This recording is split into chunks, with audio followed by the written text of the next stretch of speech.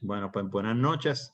Mi nombre es Diego Alcalá. Les agradezco nuevamente la participación de ustedes en la noche de hoy. Este es uno de los cursos que estamos ofreciendo para discutir un poco más a fondo el concepto que es abolicionista y abolicionismo desde la perspectiva de Puerto Rico y la experiencia única que tenemos nosotros. Ciertamente tratamos de hablar de un proceso más amplio, no solamente para abogados, sino para otro tipo de participantes que se vea con la necesidad, ¿verdad?, de aprender qué quiere decir el abolicionismo y cómo ellos pueden integrarlo en su práctica. En el día de hoy, pues tenemos una discusión sobre geografía y los espacios abolicionistas. Y para comenzar, quiero recalcar que este es el curso que hemos tocado, ¿verdad? Empezamos con una introducción general al concepto abolicionista. Hemos discutido la historia de las cárceles, al igual que la historia del movimiento abolicionista en Estados Unidos y en Puerto Rico. Discutimos también cómo podemos reducir los contactos entre el sistema de justicia criminal con la comunidad, como parte integral, ¿verdad?, de cómo abolir las cárceles y las dependencias en el sistema. Ahí hablamos de School to Prison Pipeline, ahí hablamos también de Trauma to Prison, hablamos también de War on Drugs, el contexto en Puerto Rico, en mano dura, etcétera, ¿verdad? Pues son andamiajes legales que producen y propician una forma de que se repita y que la gente caiga en el sistema. Hablamos también cómo el sistema está diseñado en estos momentos y cómo podemos mejorarlo.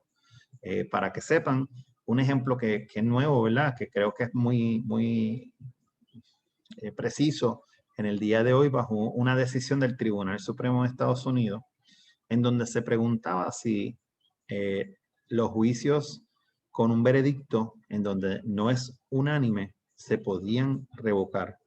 Eso se llama la no unanimidad, y el año pasado, en el caso de Ramos versus Luisiana, analizando las leyes de Luisiana y de Oregon, el Tribunal Supremo Federal revocó las convicciones de un veredicto no unánime. Pero como el derecho es bien cool, hace una ficción legal, ¿verdad?, entre aquellas sentencias que se consideran final y firme versus aquellas que no son final y firme.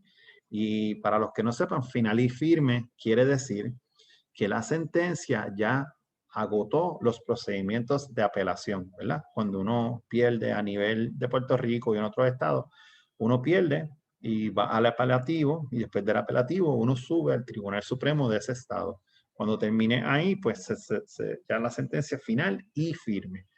Pues entonces revocó en el pasado todas las sentencias que eran finales pero no firmes. Y en el día de hoy salió una decisión diciendo de que no es retroactivo. Eso quiere decir que no aplica a todo ese universo de personas que han sido sentenciadas por un veredicto unánime simplemente porque ya se acabó el tiempo. Lo que para mí es una brutalidad, ¿verdad? Es una manifestación de que reconocemos que tu sentencia es inconstitucional, reconocemos que los fundamentos por el cual las sentencias son inconstitucionales porque la ley eran racistas, o xenofóbicas, antisemitas, y en el caso de Puerto Rico en contra del movimiento nacionalista de los 40 y 50, pero aún así, como en tu caso, llegó muy tarde, ups. Así que nos corresponde ahora con nosotros tratar de convencer a la Asamblea Legislativa, ¿verdad?, para ver si ponemos ese cambio. Pues eso es una manera de cómo atendemos el sistema, para reducirlo, para cerrarlo, para evitar que existan personas adentro. Pero igual de importante, discutimos la importancia de atender qué es lo que impide que las personas puedan reintegrarse, ¿verdad?, una vez salgan de las cárceles a la sociedad como tal. Hablamos por encimita de los obstáculos que tienen las personas cuando trabajan, ¿verdad? Pero también por encimita vimos que en Puerto Rico hay no menos de 395 leyes que tienen no menos de 450 consecuencias a una persona, que incluyen desde lo más serio a no poder participar en un jurado, o como no poder participar en un puesto público nuevamente, y otras pues que no se consideran tan serias, pero lo son, ¿verdad? Como perder tu licencia de conducir por no poder pagar multas, y otros efectos de esa naturaleza. El 26 de abril nos acompañó el profesor Fernando Tolmo de la Universidad de Baltimore, Maryland en Baltimore, donde exploramos el concepto de que es un movimiento social y la integración, ¿verdad?, a las causas. Y creo que es importante, dado que nosotros estamos tratando, ¿verdad?, de hacer unos cambios, podemos adoptar algunas estrategias que ya se están dando en otros espacios, especialmente en el contexto de Puerto Rico, dado que Puerto Rico pues tiene una cultura y una idiosincrasia diferente a otros países.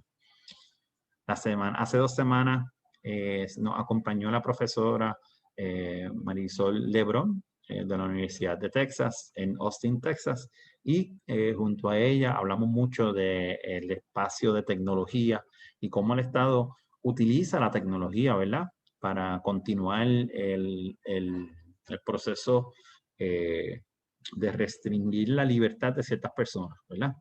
Por ejemplo, si ponemos cámaras de video en la Universidad de Puerto Rico, pues ya vemos a todas las personas que están trabajando o estudiando en esa universidad. Si le ponemos cámaras de reconocimiento facial, pues podemos utilizar esa tecnología para buscar a la persona en cualquier momento que ya aparezca, ¿verdad?, en las cámaras, porque automáticamente lo va a machar. Y si queremos identificar a las personas, solamente tenemos que entonces poner algún tipo de imagen precapturada para correrla en una base de datos. Así que representa unos riesgos, pero ciertamente es importante que tomemos conocimiento de eso. En el día de hoy tengo el honor, ¿verdad?, de traer a Joaquín aquí para que nos hable un poco más sobre geografía y los espacios de abolicionistas. Y la meta de hoy, ¿verdad?, es conocer sobre los espacios y una vez los encontremos, ¿verdad?, qué podemos hacer dentro de ellos. Entre los recursos que compartí con ustedes está este escrito de la doctora Ruth Gilmore, que para los que sepan, quiero que sepan que esta académica es una de las eminencias en Estados Unidos del movimiento abolicionista, junto a Angela Davis. Ellas dos son las principales activistas académicas que llevan muchos años en este tema, así que es importante porque ella habla sobre el espacio de geografía, ¿verdad? Angela Davis lo trae de otro concepto, pero aquí les puse el escrito que ella produjo y está en español. Y también añadí a la profesora Iris Yaritza Rosario Nieves, para los que no conozcan, la licenciada Yaritza Rosario Nieves es la abogada de asistencia legal que recientemente obtuvo la liberación de una persona que estuvo presa por 28 años en Puerto Rico. Así que ella también es profesora en la Universidad de Puerto Rico y ella pues escribió sobre el traslado de los confinados fuera de Puerto Rico. Ella lo trae también en el contexto de la figura jurídica nuda vida en el estado de excepción, y su análisis va dirigido a cómo el Estado aprovecha los estados de emergencia, ¿verdad?, para pasar cierta reglamentación o cosas así, que no necesariamente son excepciones, son emergencias, ¿verdad? Eso se basa, el traslado se estaba fundamentando no en seguridad, sino en economía, ¿verdad? Cosa que nunca se dio, pero nada.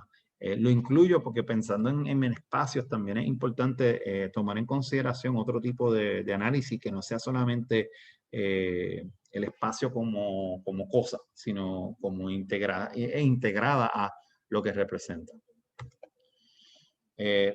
Para empezar, yo tuve que buscar la definición de geografía. Estoy seguro que Joaquín va a traer esto un poco más, ¿verdad? Es la ciencia que trata de la descripción de la tierra, los territorios, los paisajes como tal, y utilizo la Real Academia Española, que lo busqué 15 minutos, hace 15 minutos.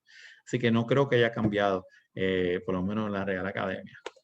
Entonces, yo lo uno, ¿verdad?, con lo que es ser abolicionista desde mi definición. Para mí, en mi experiencia de abogado, ¿verdad?, criminalista y curioso, pues yo defino el movimiento en donde se desmantela el andamiaje reglamentario y legal y reglamentario, que propicia la sobrecriminalización de comunidades marginadas y entonces redistribuye los recursos para atender las causas que generan la conducta no deseada. O sea, es una mezcla no solamente de quitar chavo a la policía, quitarle chavo a las cárceles y cerrarlas, y redistribuirlo.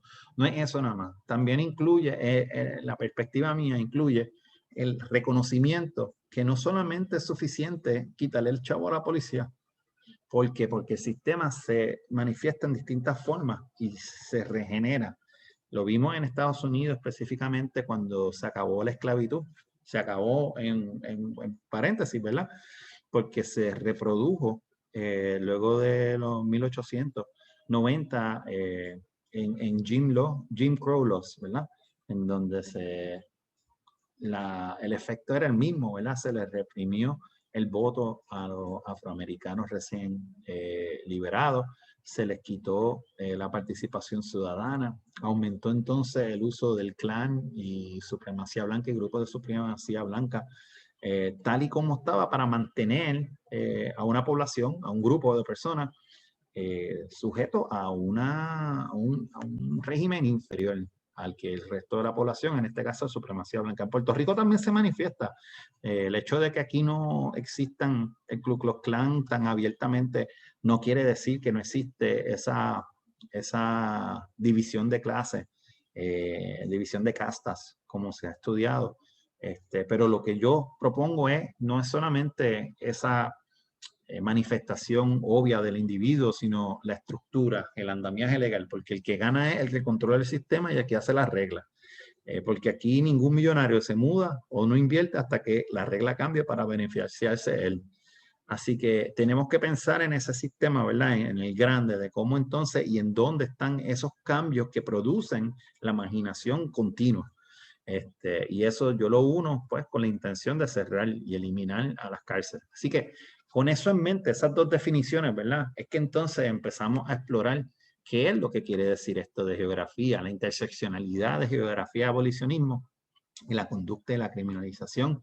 Y entonces, pues, el análisis de los espacios comunales, ¿verdad? Eso es lo que yo me visualizo, ¿verdad? He leído, tengo mis opiniones, pero no quisiera abordar hasta que Joaquín, pues, nos una. Yo te doy el espacio ahora, Joaquín, para presentarte. Joaquín, profesor de la Universidad Gustavus College en St. Peters, Minnesota, que queda al sur de Minneapolis, me mencionó. Es profesor de Geografía y Estudios de Paz. Interesantemente, tu tesis la hiciste en Francia, si no me equivoco, y mencionaste sobre un experimento, no, sino una manera de cómo el acceso a la justicia se manifiesta en distintos espacios en donde la ciudad, o no sé si es condado o ciudad, ¿verdad? Tenía muy similar a lo que era antes en Estados Unidos, se veía mucho los traveling courts, ¿verdad? Lo que la corte iba a tu comunidad y entonces uno argumentaba sus casos allí. Obviamente unos 200 años de diferencia, pero más o menos el mismo concepto en donde ya las cortes no es un espacio en donde la gente tiene que ir, sino que la corte y la justicia también iría a tu comunidad para tener esa cercanía y atender los problemas de una manera más inmediata y tener más pertenencia. Y ahora pues se están concentrando, ¿verdad? En un análisis similar, pero en el contexto de Puerto Rico y el impacto que ha tenido la muy bien llamada Junta de Control Fiscal y el impacto que ha tenido en Puerto Rico esa Junta antidemocrática y para abajo la Junta. Así que, si no molesto más, les doy el espacio entonces a Joaquín. Si yo voy a hacer stop share ahora para que si tienes algo lo subas en confianza y voy a estar aquí sin video, pero estoy aquí en el background. ¿Está bien? Perfecto, gracias Diego. Gracias a ti. Tremenda introducción ahí. Déjame darle aquí un share. Dice que me tienes que dar el permiso, Diego. Mira a ver ahora. Ahora estamos, ok. Perfecto. Ok. Déjame ver aquí. Pues nada, buenas noches a todos. Gracias por estar aquí esta noche, tarde, un lunes en la noche. Yo le estoy hablando desde Minneapolis, en Minnesota. Y para mí es un honor estar aquí porque ya hace un tiempito atrás Diego había hecho como un llamado para que gente contribuyera a un blog o un escrito, y yo le he dicho que sí, y no sucedió, pues nada, la pandemia, tengo 3 hijos, la cosa se complicó, y me quedé con esa deuda y le volví a escribir, pidiendo disculpas, me dijo, para que presentes un curso aquí, así que yo dije que sí. Así es que aquí es que llego, así es que llego a este espacio. Y nada, igual que lo que quería hacer con el escrito que había sugerido al principio, originalmente lo que quiero hacer hoy es exponer unas ideas eh, sobre la geografía y el movimiento abolicionista. Y como, gracias por la introducción, Diego, porque eso me ayuda tal vez un poco a contextualizar cómo es que yo llego a este tema. Y antes de abordar lo que es la geografía y cómo los geógrafos y geógrafas trabajan el tema, pues querían que supieran que yo pues, ahora mismo estoy haciendo una investigación sobre Puerto Rico que no tiene nada que ver, bueno, tiene que ver tangencialmente con el abolicionismo, pero no tiene que ver directamente, ¿no? Entonces yo llego a este tema porque mi disertación doctoral la hice sobre Francia, y estaba trabajando unas revueltas urbanas que ocurrieron en el 2005 en unas comunidades marginadas en los suburbios de París, con mayormente población inmigrante, y pues me interesaba mucho la respuesta policíaca y especialmente la respuesta de las cortes hacia esas comunidades. Pues y ahí entonces me pongo a investigar y llego, pues me interesa mucho la cuestión del acceso a la justicia y cómo se crean unas ciertas cortes alternativas para lidiar con una serie de conflictos que se generan a nivel local. Nada, y ahí, por ahí trabajo un montón de temas de tipo de la violencia, la cuestión racial, la cuestión de clase en Francia, la cuestión de la inmigración, que me llevan a este tipo de análisis. Entonces, pues así es que llego a estos temas y todavía doy una clase aquí en Gustavus Adolphus College sobre las geografías de paz y violencia, donde pues trabajo el abolicionismo como una meta, ¿no? Sobre si queremos una sociedad de paz, una sociedad pacífica, pues el abolicionismo tiene que ser central en ese proyecto, ¿no? Pues nada, si es que llego y pues para mucha gente que entra al tema, pues la geografía como que no es, usualmente no es un área, una disciplina que sea reconocida como para entender estos temas, ¿no? Así que quería empezar precisamente, como Diego hizo al principio, sobre sobre la geografía. ¿Qué es la geografía? Entonces, básicamente, como bien explicó Diego al principio, pues una definición bien básica y, y, y bastante directa de lo que es la geografía es una palabra griega que significa geo significa tierra y grafía significa escribir. Y precisamente es una disciplina que surge que trata de describir la tierra, trata de describir los paisajes con los que se encuentran aquellas personas que están escribiendo, ¿no? Pero más allá de eso, pues la geografía se convirtió eventualmente en una ciencia, un arte espacial, es decir, una ciencia que busca entender las diferencias espaciales, porque los espacios y los lugares son distintos, son diferentes, y trata de entender esos procesos que llevan a las diferencias espaciales.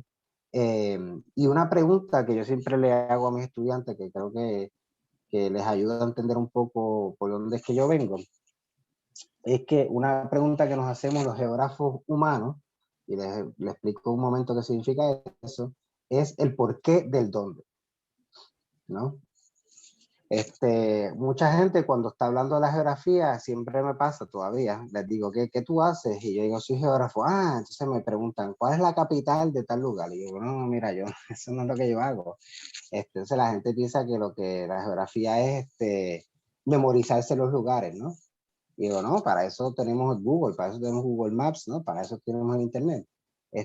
Lo importante no es memorizar los lugares, sino es por qué ciertas actividades, ciertos procesos ocurren en esos lugares, ¿no? Esa es una pregunta mucho más importante y mucho más sugestiva y generativa que solamente identificar lugares en un mapa. Pero para cerrar un poco este tema, existen dos ramas básicas en geografía. Existe la geografía física, que es más una ciencia natural, que explica los procesos de cómo funciona la Tierra, de procesos climatológicos, procesos geológicos también. Y existe la geografía humana, que trabaja más con los procesos humanos, ¿no? Y no humanos, animales también, y las relaciones espaciales entre las personas y las sociedades. Pero para darles un ejemplo claro aquí, empiezo con este mapa. Yo no sé si ustedes han alguna vez encontrado el libro lo tenía a la mano ahorita y no lo tengo ahora, de la profesora Ruth Wilson Gilmore, que hoy, como Diego mencionó, pues uno de los artículos que sugirió, y voy a estar trabajando sus ideas, porque ella es una de las precursoras de este movimiento contemporáneo abolicionista, y me parece ella una persona, además que es brillante, me parece una persona que es importante, no es fácil de leerla, pero me parecen sus ideas sumamente importantes para entender por dónde va el asunto. Y ella escribe un libro muy importante en el 2007, 2008, si no recuerdo mal, que se llama Golden Gulag. Y el libro es sobre la historia y el movimiento abolicionista en el estado de California. Y ella empieza el libro con este mapa. Ustedes ven aquí que lo hizo el esposo de ella, Craig Gilmore. Fue el que hizo este mapa. Y esto me ayuda a pensar precisamente en las preguntas básicas de la geografía, el por qué, del dónde. El mapa nos muestra, como pueden ver, un mapa de California y muestra el lugar de donde están las prisiones en California. Y como pueden ver, pues hay prisiones en casi todo, de norte a sur, este a oeste, casi todo el estado está lleno, repleto, el paisaje de prisiones. Áreas urbanas están como áreas rurales, ¿no? Entonces, una pregunta que ella nos hace es, ¿por qué? ¿Por qué están ahí? ¿Por qué hay tantas prisiones en California? Y de eso se basa el libro, ¿no? Y una de las cosas que nos dice Ruth Wilson Gilmore en el libro es que las prisiones, hay una explosión de prisiones en California desde la década de los 80. Y una de las premisas que ella pone es que no tenía que ser así. Esto fue una decisión de política pública que se tomó para responder una serie de crisis que estaba pasando el Estado en aquel momento, ¿no? Que pudo haber respondido a esa crisis de otra manera, pero decidió responder con la expansión del paisaje carcelario por todo lo largo de California. Y el libro pues trata de entender cuáles fueron las lógicas detrás de esa expansión geográfica de las prisiones, ¿no? Nada, y lo que quiero con este mapa es sugerir precisamente eso, que no tan solo entendamos dónde están las prisiones, sino la pregunta clave es por qué hay, ¿no? Y no entro en detalles, pero para dejárselo claro. En este sentido, lo que nosotros en la geografía tratamos de entender son las relaciones espaciales entre lo humano y lo no humano también, ¿no? Entre los paisajes naturales. Una de las preguntas que se hace Gilmore en el libro es ¿por qué hay tantas prisiones en áreas rurales, ¿no? En estos paisajes que estaban dedicados a la agricultura? Y ella nota que las prisiones se convierten en una respuesta a unas crisis económicas que están surgiendo en la economía agrícola de California, ¿no? Entonces, en ese sentido, pues se ve como hay una relación entre las prisiones y las relaciones ecológicas de California también, ¿no? Se van cambiando los paisajes de manera bien contundente. Pero cierro esta discusión sobre la introducción de lo que es la geografía, introduciendo unos términos básicos que estaremos discutiendo en la noche de hoy. El primero es la cuestión del espacio, ¿no? Y otro término importante es lugar. Aunque estos términos pues los usamos frecuentemente y a veces los intercambiamos de manera indiscriminada, hay una diferencia entre los dos, ¿no? Como yo siempre le digo a mis estudiantes, la mejor manera para entender la diferencia entre espacio y lugar es entendiendo la diferencia entre una casa y un hogar. La casa es el espacio. Una casa es cualquiera, ¿no? Entendemos la casa como un espacio que tiene una función que es la de habitar, ¿no? Un lugar es el hogar, ¿no? El hogar es ya una casa que ya ha sido habitada y en la que ya nosotros, los habitantes, hemos creado una serie de memorias, una serie de experiencias, ¿no? Que nos atan a ese lugar. Creamos una relación con ese lugar, creando pues relaciones afectivas con los lugares, ¿no? O sea, ya un lugar pues es una comunidad, es un lugar donde vamos a defender, que vamos a desarrollar ciertas emociones y ciertas afinidades hacia ese lugar, ¿no? Entonces es importante para nosotros entender ciertas relaciones que voy a estar explicando esta noche. Otro término muy importante que utilizamos en la geografía es territorio. Y lo uso porque una de las definiciones que dio un geógrafo, se me escapa el nombre ahora, pero que hizo un estudio sobre la policía, él explica que la función principal de la policía, del cuerpo policíaco, es ejercer la territorialidad. Es decir, para la policía ser efectiva, tiene que demarcar un lugar y ejercer poder en ese lugar, ¿no? Pues un ejemplo claro es cuando hay una escena del crimen, lo primero que hace la policía es demarcar la escena del crimen y determinar ese territorio como una zona de poco acceso para el público, ¿no? Porque es una escena del crimen y ahora hay que crear una cierta relación de dominación con el espacio, ¿no? Entonces, la creación de territorios es muy importante. Igualmente, los territorios son, por ejemplo, países, ¿no? Con fronteras, y esa frontera es lo que determina que un país tiene control sobre ese espacio.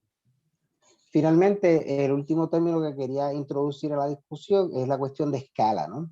Y me pareció interesante el segundo artículo que nos recomendó Diego sobre la movilidad de confinados a otras prisiones, porque eso nos ayuda a pensar en las escalas, lo local y lo global, lo local y lo regional, y la relación que existe entre los diferentes lugares, diferentes escalas diferentes escalas y diferentes niveles de jurisdicción para entender también esas relaciones, ¿no? Entonces, lo que quiero aquí es entender la relación que existe entre lo local y esas estructuras, ¿no? Que operan a otras escalas más elevadas como la nacional, federal y global, ¿no? Se quería como que un poco introducirlo. Esto es una introducción muy básica, así que me perdonan. Si tienen preguntas y no está claro, yo en confianza pueden interrumpirme y les contesto aquí, porque tampoco quiero que sea una sesión solo de geografía, ¿no? Pero espero que con esto podamos entonces pues entender un poco por dónde va el asunto, ¿no? Entonces quería antes de hablar de lo que es la geografía abolicionista, quería hablar un poco de lo que llaman las geografías carcelarias, ¿no? Entonces dentro de la geografía humana ha surgido otra área de investigación que parte, ¿no?, de las premisas de lo carcelario, ¿no?, de las prisiones, de los espacios carcelarios, y es una rama que tiene un compromiso geográfico con los espacios, prácticas y experiencias del confinamiento. Es decir, es una rama de la geografía que estudia tanto las prisiones, los centros de detención para los migrantes y otras formas de custodia. Se trata de entender esas relaciones de una manera mucho más sistemática. Entonces, una diferencia que hacen los geógrafos y geógrafas carcelarios es estudiar lo que llaman los espacios carcelarios como tal, es decir, como la prisión, las cárceles, los centros de detención, los asilos, ¿no? Espacios de confinamiento como tal, y pues de ahí hay un sinnúmero de estudios que ha estudiado tanto la arquitectura interna de las prisiones y cómo eso limita la movilidad de los prisioneros, cómo eso limita ciertas relaciones de género, ciertas relaciones raciales. También estudios que han investigado los centros de visita, ¿no? Y cómo eso también se crea, se reproducen unas relaciones de poder a ese nivel. Pero también, y aquí es que viene un poco mi investigación, geógrafos han estudiado lo que llaman los espacios transcarcelarios. Es decir, cómo la cárcel, como tal, se extiende más allá del espacio físico de la cárcel, ¿no? Y aquí es que la geografía nos ayuda a visualizar, nos ayuda a entender un poco esas relaciones entre diferentes espacios y cómo podemos pensarlo. Aquí, por ejemplo, podemos pensar en espacios donde se reproducen y se extienden las relaciones de control y confinamiento más allá de la prisión o centro de detención. Podemos pensar, por ejemplo, y aquí es que traigo a colación y invito al público también a pensar conmigo algunos de estos espacios. Vi que una de las clases trabajaba esos espacios también después de la cárcel, ¿no? Cuando la gente sale de la cárcel y cómo se extienden esas relaciones carcelarias, creo que fue una de las clases que dieron anteriormente. Pero uno de los espacios que a mí me interesa mucho pensar es cómo la gente llega a la prisión, ¿no? La gente no llega a prisión por arte de magia, ¿no? Sino hay unas relaciones que llevan a la prisión, ¿no? Entonces, para mí es importante entender que la prisión también asume otros espacios, otras relaciones que no se pueden concentrar todas en la prisión. Aquí les sugiero, por ejemplo, si les interesa el tema, Dominique Moran, ella es una geógrafa británica que ha trabajado el tema de manera excepcional. Carceral Geography, este libro es muy bueno, si tiene acceso a él, altamente recomendado. Pero aquí les traigo el tema de lo que yo había hecho de investigación y por ejemplo, aquí tienen una foto en la parte, en el background de la pantalla de un residencial público, y es precisamente lo que quiero entender, ¿no? Cómo esas relaciones carcelarias se van extendiendo a otras geografías, a otros espacios, como en el caso de Puerto Rico, los residenciales públicos y espacios que han sido altamente criminalizados. En la lectura que nos ofreció Diego Alcalá sobre la profesora Wilson Gilmore, ella nos dice que la geografía de la abolición es la contradicción antagónica de la geografía carcelaria. Es decir, ese es el objeto, eso es lo que estamos tratando de abolir. Esas geografías carcelarias, esas geografías, esos espacios que más que liberatorio, lo que buscan es el confinamiento y el control de las relaciones, ¿no? Por eso expandimos un poco nuestro imaginario para entender la geografía abolicionista como mucho bien abarcadora, ¿no?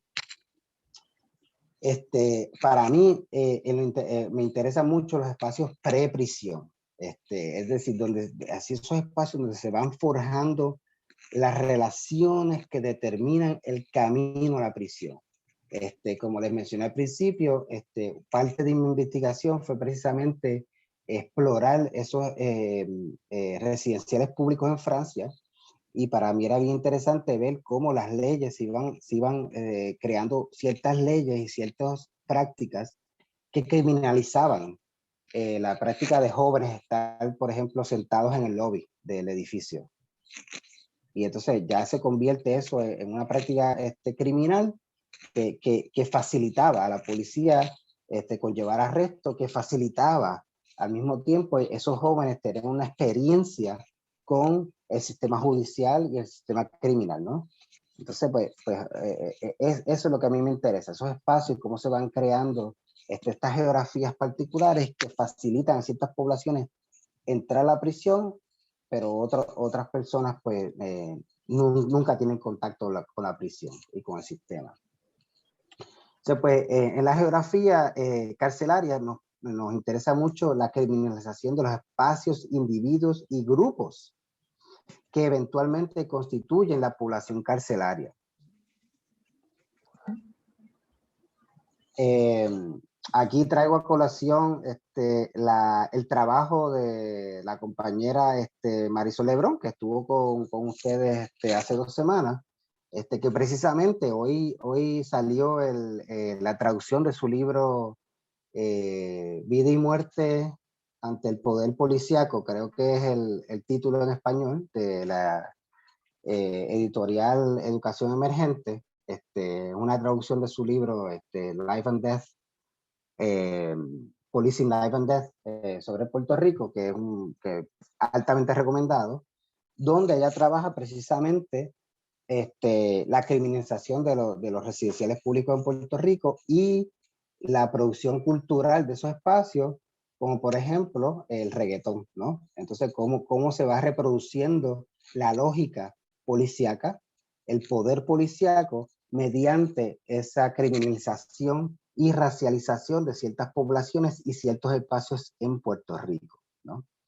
Entonces ya de antemano vemos que ya el caserío como tal, como le llamamos en Puerto Rico, está altamente, hemos creado un lazo casi directo entre el caserío, como diríamos el school, prison pipeline. Hay un lazo directo ya creado, una geografía creada entre el residencial público y el sistema criminal, ¿no? Y eso no es destino, eso no tiene nada que ver con ciertos predeterminados culturales, sino esto fue diseño de política pública, ¿no? Entonces tenemos que entender eso como que esto no tiene que ser así, puede cambiar. Joaquín, quería añadir a eso, a ese punto último Dale. que hiciste sobre la importancia de reconocer, ¿verdad? Que el hecho de que tú vivas a un residencial público no te hace criminal, ¿verdad? La importancia de reconocer y tener ese pushback, ¿verdad? Que tenemos que hacer todo, porque hubo un estudio de un profesor de Derecho que determinó que la persona normal y corriente diariamente puede estar violentando 30 leyes federales. La diferencia entre lo que se conoce como una persona criminal y el otro es que te cogieron a ti. Y es importante reconocer, como ya yo he hablado con muchas personas en este curso, que en Puerto Rico es más probable que te acusen de apropiación ilegal, 73 veces más probable que te acusen de apropiación ilegal. O sea, entrar a una tienda, a un supermercado y llevarte una lata de Pepsi, antes que te acusen de corrupción en el gobierno, bajo la ley de ética gubernamental. Así que no es porque eres de residencial lo que te hace el criminal, es porque el Estado ha criminalizado el espacio, como dice Joaquín, ¿verdad? Y el estudio de la profesora Lebrón, que se reproduce la experiencia de reggaetón que sale de estos espacios, y entonces se convierte en la realidad que se ve por la política, se va manifestando de esa manera. Así que quería hacer esa intervención porque es bien fácil y yo creo que una de las cosas que todos tenemos que ser bien conscientes es la distinción del otro, sea el otro el que vive en tal lugar, sea el otro que estudia en tal lugar, o sea el otro cuando la realidad es que los únicos otros son los 3 o 4 que están arriba que controlan todo, ¿me entiendes? Siempre son los mismos, el mismo grupo, y ellos han podido autorizarla a todo el mundo excepto a ellos. Así que nada, esa es mi intervención en este momento. Gracias. Gracias, Diego. No, eso es muy, muy importante porque precisamente la geografía como los espacios, ¿no? El lugar como un espacio material, ¿no? al nosotras ver a ese espacio criminalizarse, y a nosotros ver en las noticias que arrestaron a tal en este espacio, eso refuerza la idea de que, ahí es que pasa el crimen, ¿no? Entonces, ya esta idea se va reproduciendo en la sociedad y se normaliza, ¿no? Y ahí es que, ahí es que la geografía crítica, como le llamamos, debe intervenir, y nosotros como críticos debemos echarnos un poco para atrás y preguntarnos, ¿pero por qué? ¿No? El por qué del dónde, por qué el crimen allí, por qué la policía allí, ¿no? Y tenemos que tomar estas relaciones no como dadas y hechas, sino como construidas con el tiempo. Quería rápidamente añadir una cita también de esa pieza que nos sugirió Diego, de la profesora Gilmore, donde dice que la criminalización transforma a los individuos en pequeños territorios, preparados para que se desarrolle la actividad extractiva, extrayendo y extrayendo nuevamente el tiempo de los territorios del ser. Esta cita me pareció muy importante porque precisamente la criminalización, por ejemplo, criarse, por ejemplo, en un residencial público, un espacio criminalizado, desde muy joven uno se va, se va creando en estos individuos una, como ella dice, pequeños territorios donde se va eventualmente a extraer el tiempo, que es precisamente lo que hace la prisión. La prisión extrae el tiempo de la gente. Es una actividad extractiva. Y la criminalización lo que hace es que va creando la propiedad que se va a extraer, que son esos individuos eventualmente, ¿no? Y voy a atarlo todo en un momento ya mismo, así que regresamos prontamente. Pero quería con este tema en particular decir que la geografía de la abolición busca abolir no solo la prisión como ese espacio, eso sí, lo tenemos que abolir, sino también esos espacios transcarcelarios, como son los espacios que estamos criminalizando, ¿no? Entonces quiero expandir la conversación para entender la geografía de la abolición más allá de la prisión. La prisión es importante, pero no es todo, ¿no? Y antes de cerrar, quería hacer esta nota aclaratoria, porque no sé si esto es algo que han tocado aquí, Diego, en las clases anteriores, pero algo bien importante de la genealogía el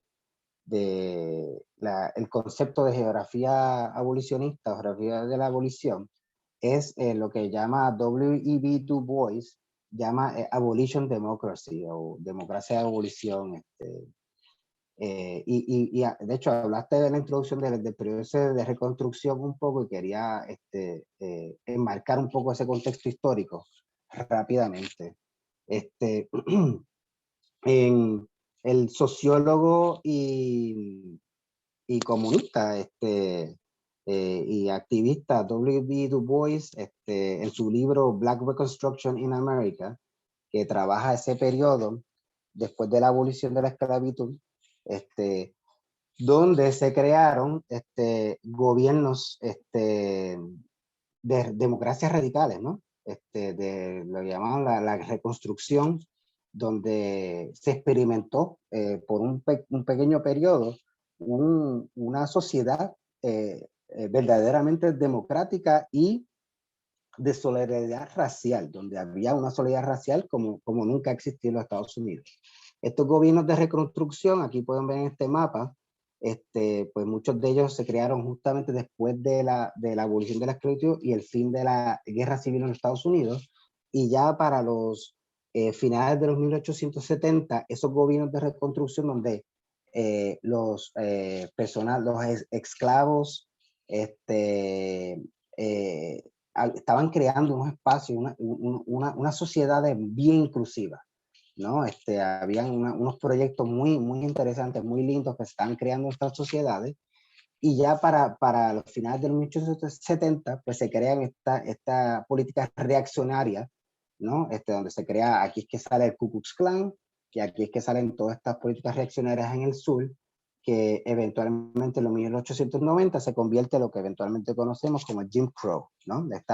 Una serie de leyes que criminaliza el ser negro como tal, ¿no? Pero lo que Du Bois trabajando ese periodo, ese corto periodo de democracia radical, después de la esclavitud, él lo que entendió es que la libertad no era posible integrando a los ex esclavos a las instituciones democráticas que existían, ¿no? O sea, abolir la esclavitud no era suficiente. Había que, como él decía, había que transformar esas instituciones y crear nuevos mundos y nuevos lugares, ¿no? Y yo creo que esta es la esencia del movimiento abolicionista, ¿no? Y por eso es que hay mucha gente, al menos en mi experiencia, cuando yo enseño esto a estudiantes, es que los estudiantes dicen, pero si no hay prisión, ¿qué vamos a hacer? ¿No? Entonces lo piensan de forma negativa, mientras que el movimiento abolicionista es un movimiento que crea mundos, no que destruye mundos. La prisión destruye, la abolición crea mundos, ¿no? Entonces creo que esa distinción es muy importante, ¿no? Pero Du Bois argumentó que no podía haber libertad, y creo que esto es algo que mencionó Diego al principio, hasta que se erradicara el espíritu de supremacía blanca que produjo la brutalidad de la esclavitud, ¿no? Entonces lo que llamaba era que había que abolir esa democracia que estaba basada en la supremacía blanca, ¿no? No era que abolir la esclavitud, ¿no? Sino era que había que transformar la democracia de manera sustancial. Lamentablemente fue un proyecto fallido porque hubo una política reaccionaria a esos movimientos, que ya sabemos un poco la historia, que eventualmente llegaron a la violencia del Jim Crow, los linchamientos y eventualmente llegó al movimiento sobre los derechos civiles en los 60, ¿no? Pero quería traer eso a colación porque esa es la genealogía del concepto de geografía de la abolición, ¿no? Que lo que estamos buscando no es destruir, sino que queremos transformar la sociedad, ¿no? Y transformar la sociedad conlleva transformar los espacios que constituyen nuestras sociedades, ¿no? Y ahí viene la cuestión geográfica.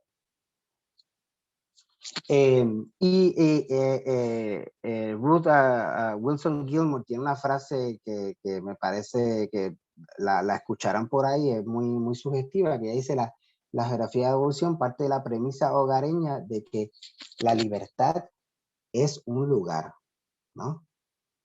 No es un ideal, no es una cuestión abstracta, es un lugar, ¿no? Lo que ella quiere decirnos es que la libertad necesita lugar, necesita nosotros transformar el día a día, los lugares donde estamos día a día construyendo, ¿no? Pero para mí es importante pensar, y estoy ya terminando, me falta y un slide más, la geografía evolucionista como un método, como pensarlo como una manera de nosotros y nosotras poder abarcar ciertas preguntas y ciertos conflictos y coyunturas. Como método, la geografía evolucionista nos muestra cómo las relaciones de falta de libertad se consolidan y se extienden, se expanden, pero no con el propósito de documentar la miseria. Es decir, nosotros en la geografía lo que tratamos de entender son las relaciones, cómo los espacios están relacionados. Como les mencioné anteriormente, el ejemplo del residencial público y la prisión, cómo estos dos espacios se unen, ¿no? A pesar de su distancia geográfica, ¿no? La prisión no tiene que estar al lado del caserío, sino se unen por medio de unas ciertas relaciones legales y policíacas.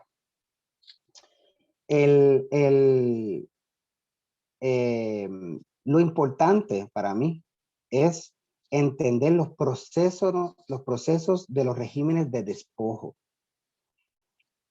La cárcel, la prisión y todo el sistema carcelario está diseñado para controlar gran población que está despojada de no tan solo de sus bienes de producción, sino también de lugares para donde vivir, ¿no? Entonces nos parece importante, y aquí es que yo creo que es la parte que necesitamos un poco de imaginación y quiero consultar con ustedes colectivamente en un momento, es que la geografía de la abolición urgentemente nos cuestiona cómo la conciencia radical, el imaginarnos otro mundo alterno, puede llevarnos a vidas liberadas, ¿no? Tener dónde son los espacios donde se están construyendo esas conciencias radicales. Esos son los espacios abolicionistas. Esos espacios donde hoy en Puerto Rico el colectivo, un colectivo de gente está pensando de otra manera cómo crear, cómo forjar, cómo imaginarnos otra sociedad. Una sociedad donde no sea dominada por el confinamiento, por el control y por la desigualdad, ¿no? Sino una sociedad que sea mucho más egalitaria y justa.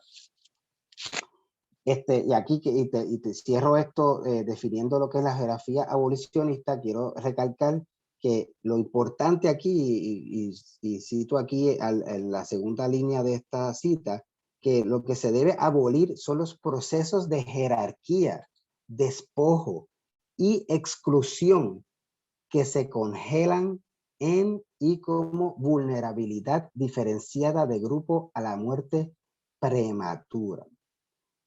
Ruth Wilson Gilmore, ella nos regaló al mundo esta frase muy célebre ahora, que es que ella define el racismo como la vulnerabilidad diferenciada de grupo a la muerte prematura. Es decir, lo que ella quería demostrar es que el racismo no es tan solo un discrimen por el color de piel, sino que el racismo llega a la muerte prematura de grupos, ¿no? Y lo que ella dice, lo que nos dice al final es que lo que debemos abolir no es la prisión como tal, sino los procesos que crean jerarquías sociales, los procesos que crean despojos y los procesos que llevan a la exclusión social, ¿no? Entonces aquí quiero abarcar grandemente y pensar mucho más allá de la prisión, cómo es que podemos atar este movimiento abolicionista con otros movimientos de resistencia que el compañero Fernando Tormo también tocó con los movimientos sociales. Cómo podemos atar diferentes luchas a la lucha abolicionista. Así que cierro con esto, ¿no? Cierro con lo que llaman la ecología de la abolición. Es un concepto que lo acuñó un geógrafo, Nick Hannan, y les comparto, cuando les comparta el PowerPoint completo, pues les pongo una lista de recursos al final. Nick Hannan y Megan Ibarra, dos geógrafos y una geógrafa, acuñaron el término de abolition ecology. Y la ecología de la abolición busca construir instituciones y procesos que estén explícitamente enfocados en los imperativos ecológicos políticos de acceso al aire fresco, agua limpia, suficiente tierra, mejora de químicos tóxicos y más, ¿no? Entonces, termino la presentación precisamente con pensando en un espacio abolicionista como es el campamento contra las cenizas en Peñuela, ¿no? Como un espacio abolicionista donde se está pensando, donde se está forjando una conciencia radical de pensar un Puerto Rico libre, ¿no? Ecológicamente, que le permita a la población tener acceso a aire libre, agua fresca y a un sistema ecológico que les permita vivir, ¿no? Y precisamente son estos procesos ecológicos que están matando a la población, ¿no? Entonces, con esto quería como que abarcar la geografía abolicionista y atarla a otros procesos que están ocurriendo, pero lo que les muestro es un marco conceptual bastante complejo. Quería abrir el espacio ahora y déjame dejar de aquí Quería abrir el espacio ahora para discutir con ustedes y pensar en colectivo qué otros espacios abolicionistas podemos pensar que están ocurriendo en Puerto Rico, dónde están ocurriendo esos espacios. Entonces estamos creando, imaginando una conciencia radical, otra sociedad diferente, con otras relaciones que no estén basadas en el control, en el confinamiento y la dominación. Me gusta porque aquí nadie está acostumbrado a un pop quiz. Así que yo te agradezco para despertarlo. Yo no sé, yo tengo como 5 ejemplos en mi cabeza, así que el que quiera en confianza puede aportar ese otros modelos, ¿verdad? De cómo repensar lo que estamos viviendo.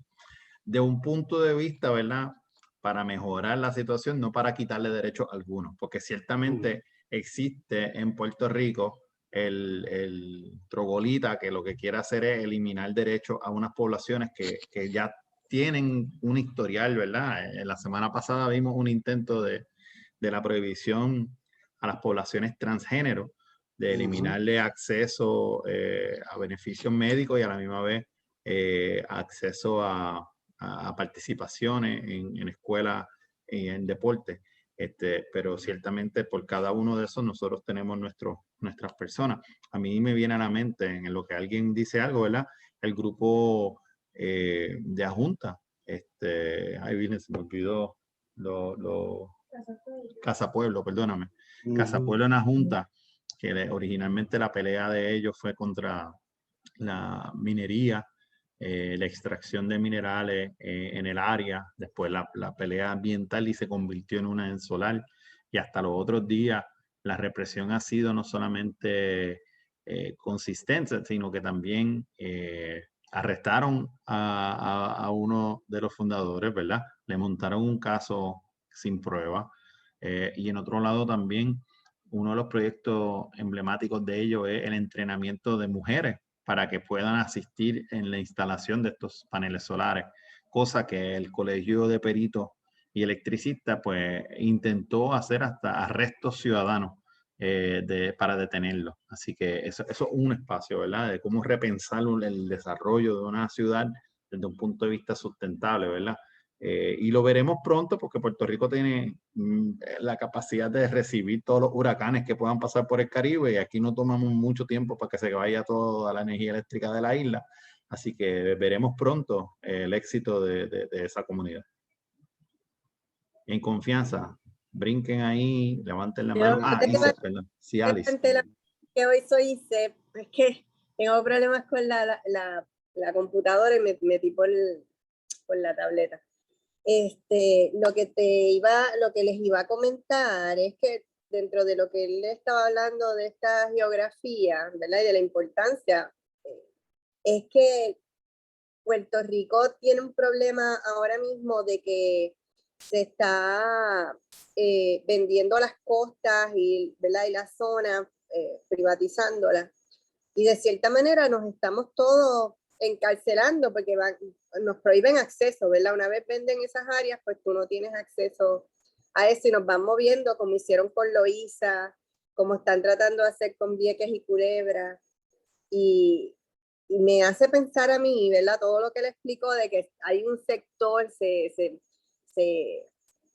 propone ponerlo de alguna manera para que cuando estamos hablando de los caseríos, de que se criminaliza la población que hay ahí, pero lo mismo pasa, por ejemplo, con Loíza, o lo mismo está pasando con Vieques, que los casos no se le cayeron a las personas que estaban protestando, al contrario, sin evidencia alguna, el caso fue va para adelante.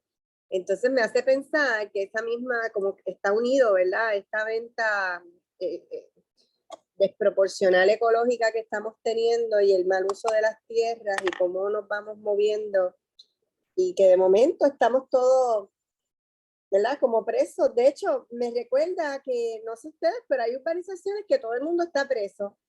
Que tú vas, por ejemplo, en Country Club tú pasas y todas las casas tienen rejas. Y es como que la estética. Y hay unos sectores que entonces son como más peligrosos o están señalados como más peligrosos que otros. Pero entonces tenemos las urbanizaciones con control de acceso. y hace la división entre el sitio peligroso y el supuesto no peligroso. Porque todo esto que yo estoy diciendo está unido a lo que él está diciendo, ¿verdad? En cuestiones de cómo se organiza para que en efecto las cosas se lleven de una manera. Por eso si soy de un sitio con control de acceso, quizás no me preguntan mucho, pero si estoy del sitio más peligroso, que también tengo rejas, pero no son las mismas, pues ahí a lo mejor le caen más rápido. No, tremenda contribución, me hizo pensar un montón, precisamente la cuestión de la privatización es importante porque en Puerto Rico, y esto es un tema que me parece de suma urgencia ahora con la cuestión de, como estaba mencionando, la privatización de lugares comunes, ¿no? Públicos, como son las playas, como el acceso, porque la privatización lo que crea es que le da unos derechos adicionales a unos entes, personas, individuos o instituciones para proteger su propiedad. Lo que le permite, esos derechos, lo que permite a esas personas es llamar a la policía, utilizar el sistema carcelario para proteger su propiedad. O sea que mientras más propiedad privada, más necesidad hay del sistema criminal y de justicia. Que es interesante, ¿no? Entonces, pues, esto es un problema que vamos a tener más y más cuando se estén privatizando más tierra en Puerto Rico, porque se va a limitar el acceso a unos recursos que son, en teoría, comunes de todo el mundo, pero que el traspaso de a esas tierras que nos pertenecen a todos va a constituir un crimen.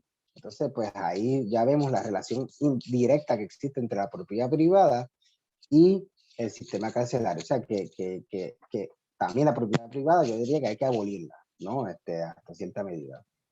No, y no tenemos, exacto, no tenemos que esperar hasta que se produzca, ¿verdad?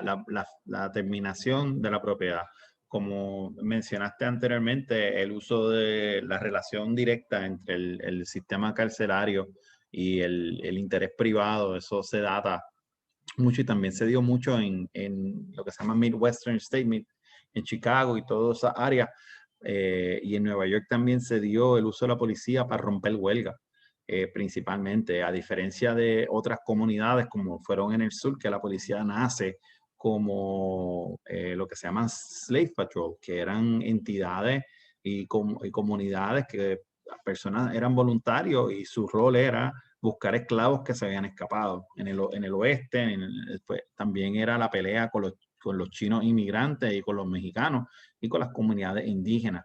Así que cada región de Estados Unidos tiene un rol. Lo que quería aportar sobre la propiedad privada es que también se genera esa relación, por ejemplo, para la creación por ejemplo, ahora mismo hay unas peleas en distintas comunidades con la policía porque están poniendo muchas antenas de 5G alrededor de la isla sin la permisología. Y la policía va a arrestar a los residentes de ese local en vez de asistir a la propia comunidad a impedir que se complete una obra que no está en ley, ¿verdad? Como se define. Y también lo hemos visto cuando se cambió la ley, hubo un intento de detener algo y la ley decía otra cosa. La ceniza en Peñuela, que de repente tú ves 30 camiones bajando desde el área metropolitana a Peñuela. También me hace pensar en cómo se identifican ciertas zonas, ¿verdad? Como zonas desechables.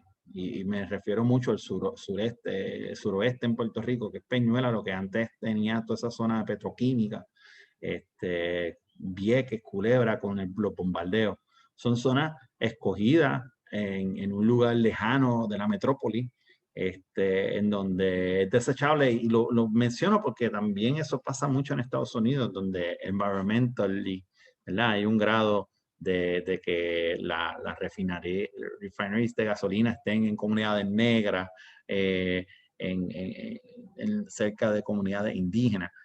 Y aquí se reproduce, y en Puerto Rico, pues muchas de esas ocasiones, estas fábricas se montan disque para mejorar la economía de la localidad, pero en efecto lo que se aumenta es los daños a la salud pública. Así que algo que pues también me hace pensar eso de los espacios, ¿verdad? Cómo se escogen y cómo se flexibilizan.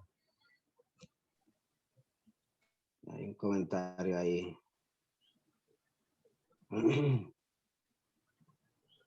Así, Ibeliz comparte la conversación de privatización. Buenas noches, Ibeliz, viene de Chicago. La decimation of public schools in terms of geography, charter school explosion, hand in hand with the funding of public schools. Really interesting. Definitivamente hay una correlación en cómo en Estados Unidos, y es más, yo te diría que eso va más viejo, ¿verdad? Porque en Estados Unidos, después de la Segunda Guerra Mundial, unas políticas que se implementaron sobre cómo expandir, ¿verdad? Lo que se llama suburbia en Estados Unidos. Hubo un éxodo de las comunidades blancas en los centros urbanos hacia los suburbios, llevándose así el capital que habían generado, dejando atrás entonces comunidades en donde también se les prohibía a los negros entrar a esas comunidades, o entonces estaban destinados a ciertos lugares. Ese dinero, cuando sale, produce un éxodo masivo de dinero a esas comunidades, creando entonces unas diferencias. Entonces, tenemos dos comunidades, una al lado de la otra, pero aquí tenemos canchas de tenis, canchas de lacrosse, canchas de golf, hasta campos de golf en la escuela, y aquí no tenemos ni siquiera para comprar los suficientes libros. Así que como mencionaste ahí, y entonces pues se genera el ciclo, ¿verdad? Vendiéndose por la privatización mediante charter school. Y en Puerto Rico también tenemos eso. A mí no, y ciertamente eso, este tema va atado a lo que estaba hablando anteriormente sobre, o sea, lo que tenemos que abolir no son los espacios como tales, sino los procesos que llevan, ¿no? A estas relaciones de desigualdad. Y precisamente quería retornar un poco a Isep, que estaba mencionando la cuestión de los la urbanización de acceso controlado y todo. En Puerto Rico vivimos una sociedad altamente fragmentada espacialmente, ¿no? Y lo vemos, hay rejas, hay portones por todos lados, una sociedad con acceso controlado para todo, ¿no? Donde la propiedad privada rige la movilidad de todo puertorriqueño y puertorriqueña, ¿no? Y eso crea, yo creo, tiene un efecto, ¿no? También en exacerbar las diferencias, exacerbar las desigualdades. Y hay un libro muy interesante de la profesora Zaire Dincy Flores, que trabaja precisamente la historia de esas rejas y esos portones. Entonces ella compara los portones que pusieron durante la era de los 90 con mano dura contra el crimen Rosselló, que los pusieron en los residenciales públicos para que la gente no saliera, y los portones que la gente empezó a crear en las urbanizaciones para que la gente no entrara, ¿no? Entonces tienen doble función, exactamente, Locked-in, Locked-out, tremendo libro. Y como eso es una geografía carcelaria, ¿no? Una geografía que limita, que fragmenta, que no permite la fricción, que no permite el encuentro de gente de diferentes clases sociales, diferentes grupos raciales, y crea divisiones, ¿no? Y limita la interacción y distribución de ideas, ¿no? De ideas radicales que se podrían estar forjando de imaginarios de otra sociedad. Siempre traigo el tema de ese, yo no lo quería traer porque yo lo traigo en todas las clases. Zaire estudió en la escuela mía ya varios años, no sé si cuánto, medio año mayor que yo. Súper pana, y el estudio de ella es una de las urbanizaciones, estoy yo. Así es, mi familia era el 0.2% de negro en esa comunidad que cita, éramos, bueno, no había más nadie, yo vivo allí. Estoy seguro que no había más ningún negro. Quería aprovechar para adelantarles que la semana que viene me va a acompañar el doctor Raúl Santiago Bartolomé. Él es profesor de planificación. Entonces, él viene con esta segunda parte de esta conversación, ¿verdad? Aquí tenemos el macro de la geografía. La semana que viene vamos a hablar de los ejemplos de cómo la política pública entonces se implementa para crear esas diferencias, ¿verdad? ¿Y dónde es que tenemos que mirar? Tú sabes, esta conversación para mí empezó en mi mente en el parque en Condado, en Estela Maris, en donde yo posté una foto de un banquito y ese banquito pues tiene una división en el medio. O sea, que es una creación para evitar que las personas deambulantes se acuesten allí. Y entonces, ese ejemplo de cómo entonces esa comunidad decidió poner ese tipo de banco allí, te crea pues entonces una invisibilización dentro de la comunidad del problema de ambulancia. Así que porque fuerza al ambulante a mudarse, a salirse de ese espacio. Persona que no lo haga, la policía cae allí. Estamos hablando de un parque público, ¿entiendes?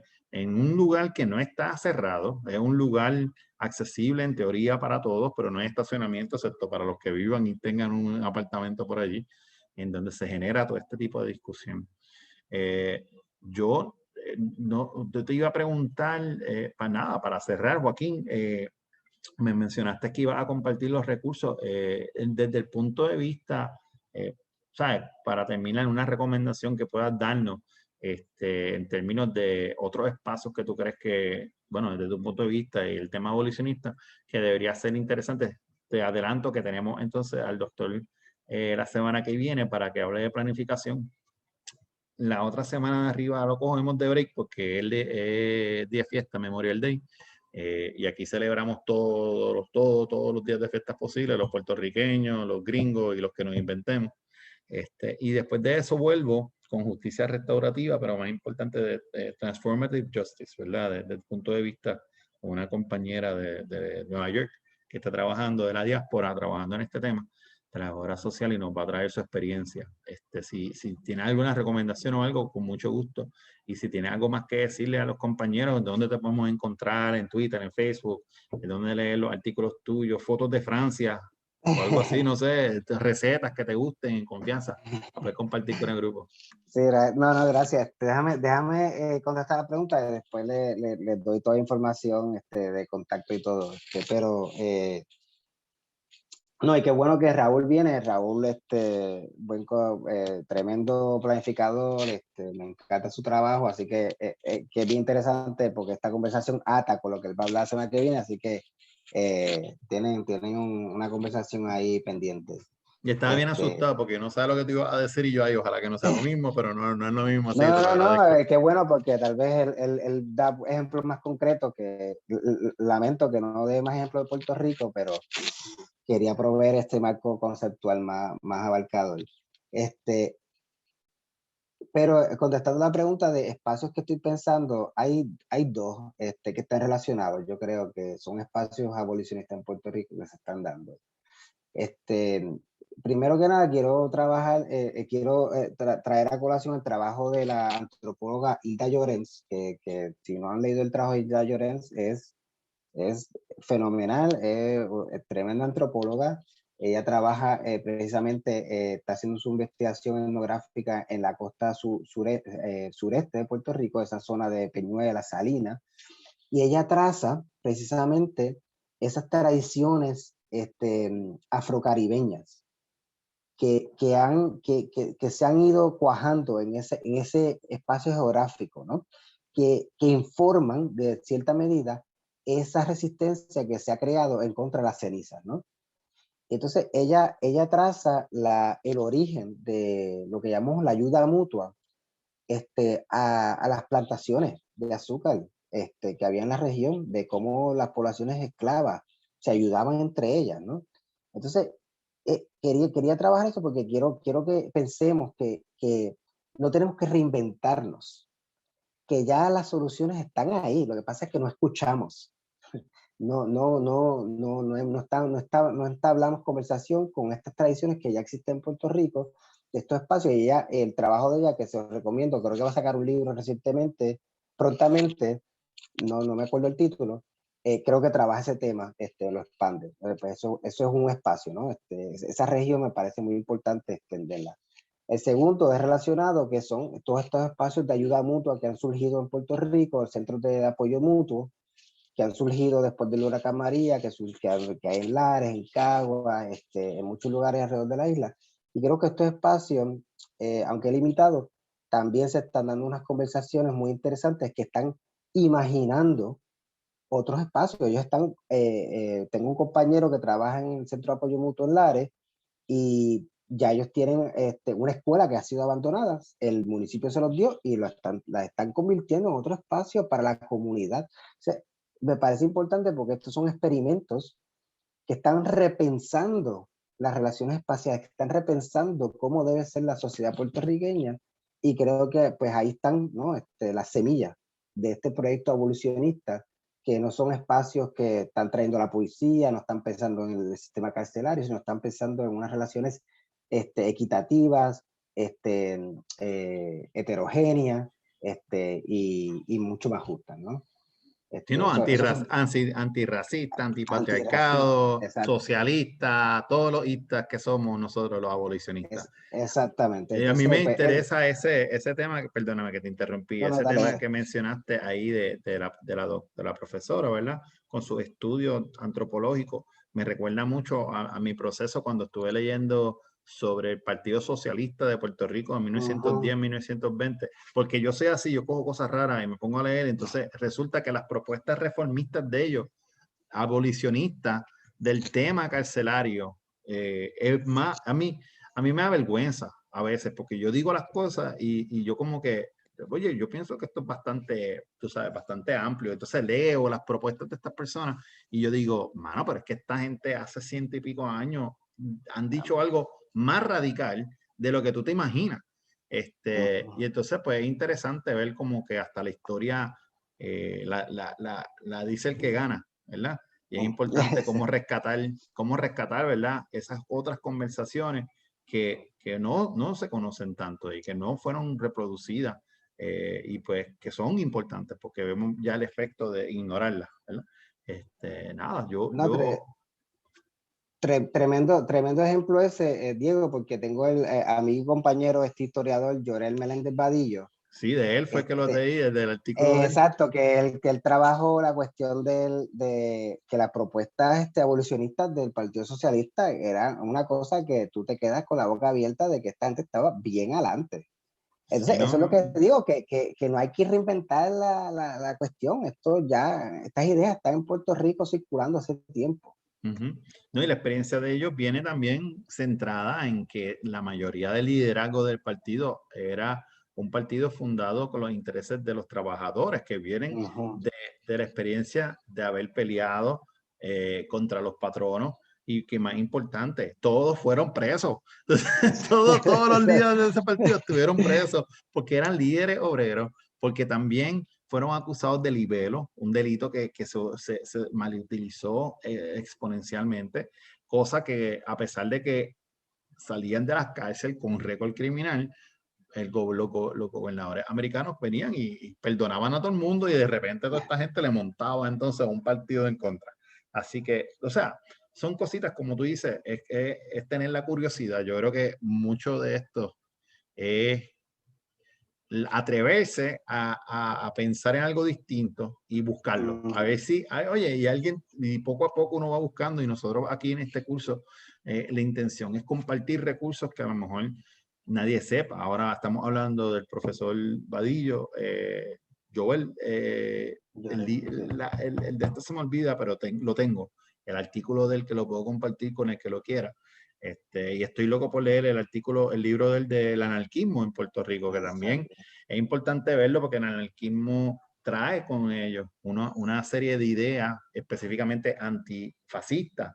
Y para todas las personas que han visto las elecciones recientes en Puerto Rico y en Estados Unidos, pueden ver figuras bastante populares con un lenguaje fascista, lenguaje que es sumamente preocupante, exclusivo pues de dominación, básicamente. Y es importante que se reconozca, que se hable de eso y que se traiga como parte del proyecto abolicionista. Así que yo no sé, te doy la última palabra y después de eso nos despedimos. Dale, pues no, gracias. Y nada, quiero nuevamente agradecer este espacio, Diego, hablando de geografía, ¿no? Yo le sigo llamando espacio, ¿no? Aunque no estemos físicamente, estás creando un espacio muy importante en Puerto Rico, precisamente porque ya en esta conversación que hemos tenido entre todos nosotros, hemos compartido un sinnúmero de recursos, ¿no? Que contribuyen a la conversación y estamos aquí como que, ya, yo estoy bien pompeado ahora, yo voy a seguir. No, es como que uno como se emociona, ¿no? Porque entonces ve unas posibilidades que tal vez no, cuando uno está solo, pues no las ve. Y quería agradecerte por esto porque creo que es muy importante y les digo que cuando te dé los PowerPoints, voy a incluir un slide al final con todos los recursos que hemos hablado hoy. No, y si no lo tienes también, me lo envía, yo se lo envío al grupo después, con calma. Perfecto, sí. Así que no te sientas como que obligado a tener los recursos ahora, se lo podemos modificar después, yo lo cambio y para adelante. Sí, pero se lo voy a dejar traer porque es parte de la conversación. Gracias, Joaquín. ¿Dónde te conseguimos? Pues me consigue, mira, me consigue en Twitter, Joaquín Villanueva pueden poner, o Espacio Guarien, mira, Espacio Urbanex, es el handle, por Facebook también, Joaquín, Urbanex. con X, Sí. X, no solamente Urban y X al final. Joaquín Villanueva ahí está, Joaquín Villanueva por Facebook. También les puedo dejar mi correo electrónico aquí. Yo también soy ahora mismo soy el presidente de la Puerto Rican Studies Association, que es una sociedad de estudios puertorriqueños. La doctora Marisol Lebrón es la vicepresidenta, así que estamos en ese grupo. Y también ahí, si está interesado, también otro espacio donde compartimos recursos, también me puede encontrar ahí, PRSA.